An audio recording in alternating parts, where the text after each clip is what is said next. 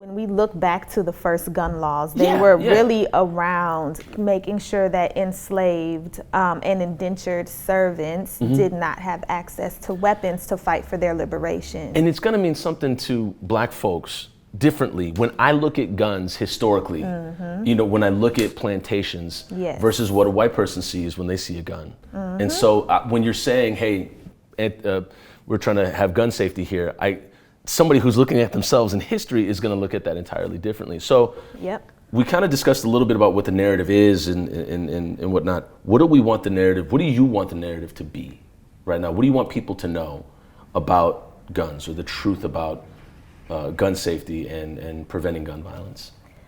I would first and foremost say, in my lens is very much, like I live in North Minneapolis, I work in North Minneapolis, my lens is gonna very much so be about urban centers that experience disproportionate amounts of gun violence.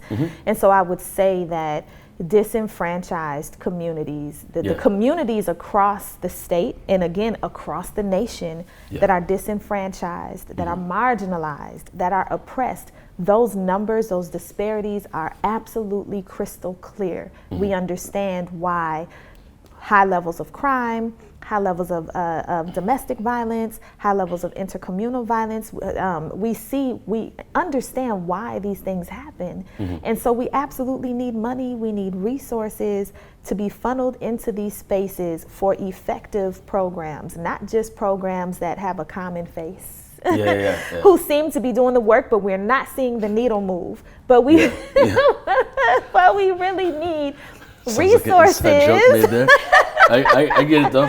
We really need resources to do what I call hyper-localized efforts. For example, I seen a young man, we were out at one of the memorials for the baby that we lost, Anaya Allen, and we lost to gun violence. And there was a young man out there. It was really early in the morning. That was the only time we could really, like, you know, do what we needed to do out there. And I could tell he didn't have nowhere to go. It was probably like 8 o'clock in the morning. He wasn't at school. We had seen him and a few other guys out the day before, just out on the corner.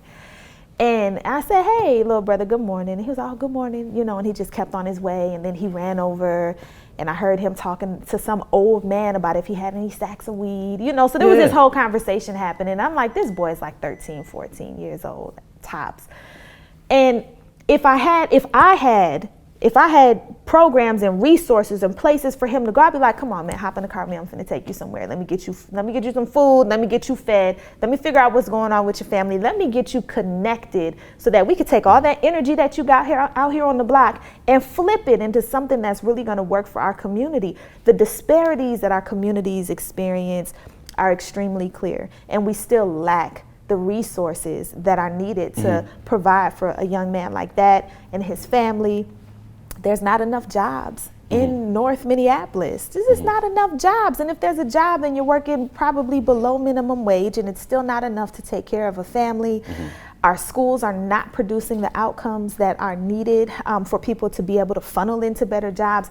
It is all of these systemic issues that we're experiencing. It's all of the root causes that really have to be addressed. And so I would urge our lawmakers, decision makers, policymakers, practitioners, and philanthropists to really come together in solidarity and look at what like a $20 million package would look like for communities who are experiencing the greatest disparities across the board.